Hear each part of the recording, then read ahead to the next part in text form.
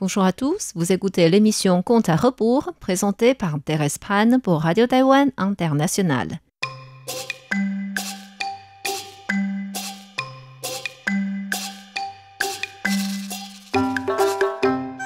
La semaine dernière, nous avons vu comment la jeune veuve Zhao Yuzhen a réussi à porter plainte contre son père et son beau-frère qui croyaient qu'elle avait commis l'adultère.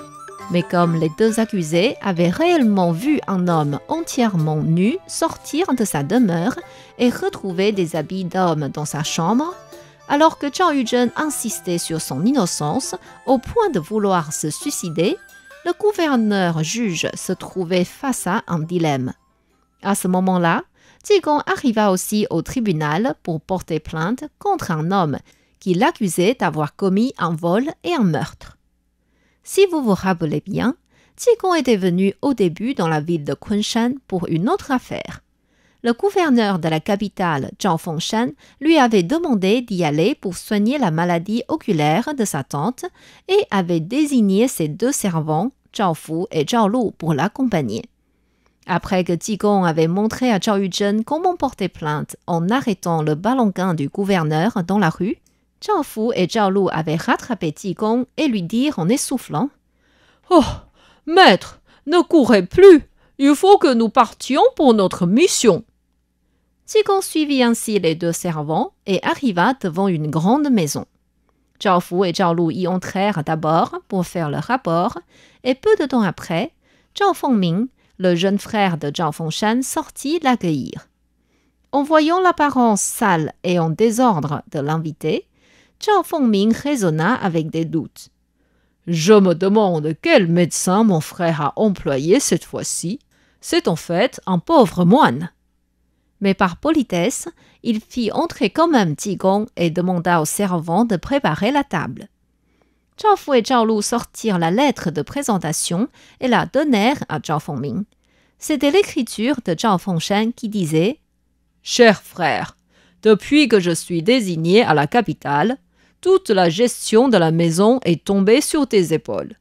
Je te remercie énormément de prendre cette charge et de t'occuper de notre tante, qui est pour nous comme notre propre mère. J'ai reçu ta lettre et appris avec tristesse que notre tante souffre d'une maladie oculaire difficile à soigner.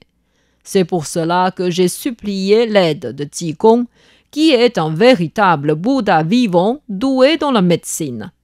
Je suis sûr qu'avec son aide, notre tante pourra retrouver la vue. Salutations à toute la famille.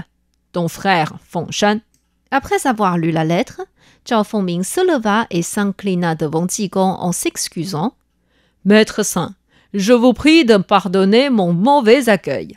Pourriez-vous me dire quels ingrédients médicinaux préparer pour soigner les yeux de ma tante ?»« J'ai mon propre moyen. » Et Jigong lui fit une liste par écrit. Zhao Fengming vit qu'il n'y avait aucune herbe médicinale marquée, mais uniquement des objets de la vie quotidienne, genre tissus, habits et argent. Toujours avec des doutes, mais sans demander plus, il ordonna immédiatement à ses servants de préparer tout ce qu'il fallait. Jigong dit à Zhao Fu « Enveloppez ces objets dans un tissu et suivez-moi. Je vais chercher un autre élément qui manque. » Jigong quitta la maison de Zhao Fengming avec Zhao Fu et lui donna une instruction secrète. Zhao Fu fit un signe de tête et partit. Quant à Jigong, il prit un autre chemin et arriva à la porte ouest de la ville. Devant lui, un homme portant un sac en tissu était en train de sortir par la porte de la ville. Les gens dans la rue l'entourèrent et lui demandèrent « Tante, pourquoi partez-vous ? Si nous savions que vous alliez partir, nous vous aurions invité pour boire un verre. »« Ah, j'ai reçu une lettre urgente de ma famille. Il faut que je retourne immédiatement les voir. Nous mangerons ensemble quand je serai de retour. » Jigong le regarda en raisonnant. « Il faut que je capture cet homme pour faciliter la suite. » Ainsi, il suivit l'homme et sortit de la ville. Tang sentit quelqu'un derrière et se retourna régulièrement pour vérifier. Finalement, il mit son sac par terre, s'assit sur le sac et se dit Pourquoi ce moine me poursuit-il? Je ne l'avais jamais vu avant. Je vais voir ce qu'il fera quand il passera à côté de moi. » Lorsque Qigong arriva à son niveau, il s'arrêta et s'assit comme Tang Er, en le regardant droit dans les yeux. Tang Er lui demanda en colère, « Moine, pourquoi me regardez-vous? »« Comment vous appelez-vous? »« Mon nom de famille est Tang. »« Bien sûr, je sais. Vous vous appelez Tian Bon. »« Quoi? Sommes-nous familiers? Pourquoi faire des blagues aux gens que vous ne connaissez pas? » Il se leva, prit son sac et repartit, et Qigong se remit à le suivre. Arrivant à un village, Tang Er raisonna. « Je vais boire un verre et attendre que ce moine parte. Il a l'air sans moyens et il ne va pas pouvoir payer quoi que ce soit. » Il entra donc dans un bistrot et s'installa à une table. Il demanda à un serveur, « Garçon, que vendez-vous pour accompagner de l'alcool? »« Nous avons seulement 2-3 choix. Si vous en voulez plus, il faut en acheter au marchand à côté. Je vous prête une assiette et vous pouvez aller choisir ce qui vous convient. »« D'accord, je laisse mon sac ici. Vous, jetez un coup d'œil dessus, s'il vous plaît. »« Pas de problème, allez-y. » Lorsque Tang Er faisait son choix chez le marchand à côté, il vit Qigong entrer dans le même bistrot que lui. Avec beaucoup de regrets, il se dit « Ah, si j'avais su, je n'aurais pas dû m'arrêter. Maintenant, j'ai déjà emprunté l'assiette au serveur, je serais trop gêné de ne pas consommer chez eux. » Ainsi, Tang Er retourna au bistrot avec une assiette de nourriture, mais quand il arriva sur sa place, Qigong était assis sur son sac.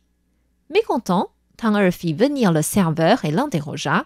« Je vous ai demandé de prendre soin de mon sac. Où étiez-vous donc ?» Le serveur vit le sac sous le derrière de Qigong et lui dit « Frère moine, ne vous asseyez pas sur le sac de ce monsieur et rendez-le lui. »« Ah bon? Je viens juste de ramasser ce sac. Mais si c'est à lui, je peux le lui rendre et faire comme si j'ai perdu le sac. » Qigong redonna le sac à Tang Er et s'installa en face de lui à la même table. Les deux commandèrent chacun 2 bouteilles d'alcool et le serveur leur dit « C'est 168 pièces de monnaie pour vous chacun. » Tang Er avait plus de 600 pièces sur lui, mais au moment où il mit sa main dans sa poche, Qigong récita une incantation et les pièces arrivèrent dans sa poche. Quand Tang Er découvrit sa poche vide et vit Qigong sortir de l'argent, il dit avec étonnement « Hey, ces pièces sont à moi !»« Ah bon? Je viens de les ramasser seulement. Tiens, garçon, je vais régler la facture pour ce monsieur-là. » Vu de l'extérieur, c'était comme si Qigong avait payé pour Tang Er. Par conséquent, il ne pouvait que retenir son envie de protester et mangea en bouton. Quand les deux terminèrent de boire, Qigong se leva et prit le sac de Tang Er. Celui-ci lui dit « Moine, vous avez déjà volé mon argent et maintenant vous prenez encore mon sac? Non, pour vous remercier de ce repas, permettez-moi de vous aider à transporter ce sac. » Tang Er fit un « et sortit du bistrot. Or, il remarqua au bout de 3-4 pas qu'il allait vers l'ouest alors que Qigong alla vers l'est. Il appela. « Pourquoi allez-vous vers là-bas? »« Ben, je suis venu de l'est et il faut que j'y retourne. »« D'accord, mais rendez-moi donc mon sac. »« Non, merci, je peux le tenir. »« Vous voulez donc vraiment me voler? »« Non seulement vous volez, mais aussi vous frappez. » Et Qigong le pointa du doigt en récitant une incantation. À l'instant même, le regard de Tang Er devint terne, ayant l'air perdu. Qigong lui donna un coup de poing sur son nez et mit du sang sur le sac. Ensuite, il tira Tang Er au tribunal voir le gouverneur en criant « Grand maître, je veux porter plainte! Cet homme a tué mon ami et a volé notre argent! » C'était pile au moment où le gouverneur était en plein dilemme pour juger l'affaire de Zhao Yuzhen. Le gouverneur ordonna aux officiers de placer Zhao Yuzhen et les deux accusés sous garde. Ensuite, il ouvrit l'audience pour la plainte de Ji Gong. Après avoir entendu sa version, il interrogea Tang Er. « Dites, quel est votre nom et pourquoi avez-vous tué l'ami de ce moine ?» Lorsque le gouverneur tapa le marteau de la justice contre son bureau, Tang Er était comme réveillé d'un rêve. Il regarda alentour et se rendit compte avec étonnement qu'il était au tribunal. Il répondit au gouverneur. « Maître, je m'appelle Tang Er. S'il vous plaît, je n'ai tué personne. Le sac en tissu que ce moine tient est à moi, mais il me l'a volé. »« Moine, est-ce que ce sac est à vous ou à Tang Er ?»« Ce n'est pas la peine de gaspiller des mots. Nous pouvons vous dire tous les deux le contenu de ce sac. Si l'un de nous deux n'y arrive pas, vous saurez qu'il a menti. » Alors, est-ce que Ji Gong savait ce qu'il y avait dans le sac de Tang Er? Pourquoi Ji Gong portait plainte contre Tang Er pour meurtre? Est-ce qu'il y a un lien entre le dossier de Zhao Yuzhen et celui de Tang Er? Pour en savoir plus, je vous invite à revenir la semaine prochaine dans notre émission Contes à rebours.